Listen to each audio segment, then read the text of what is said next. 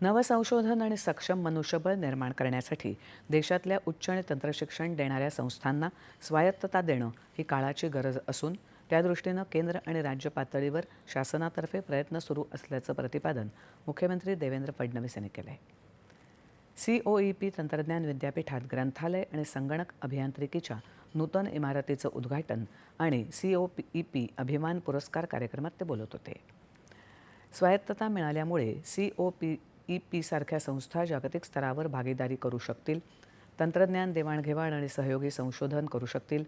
यामुळे महाराष्ट्राची 3 ट्रिलियन आणि भारताची 5 ट्रिलियन अर्थव्यवस्थेकडे वाटचाल करताना सक्षम मानव संसाधनाचा सेतू उभा राहील, असं ते म्हणाले.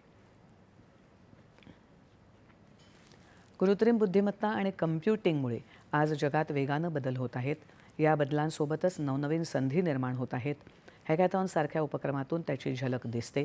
तांत्रिक संस्था आणि अभियांत्रिकी महाविद्यालयांनी बदलत्या तंत्रज्ञानानुसार मानव संसाधन तयार करण्यासाठी पुढाकार घ्यावा. नवीन शैक्षणिक धोरण पारंपरिक विषयांना आधुनिकतेसह नव्या संधी उपलब्ध करून देत असल्यानं तरुणाई हा बदल स्वीकारेल अशी आशाही त्यांनी यावेळी व्यक्त केली आहे.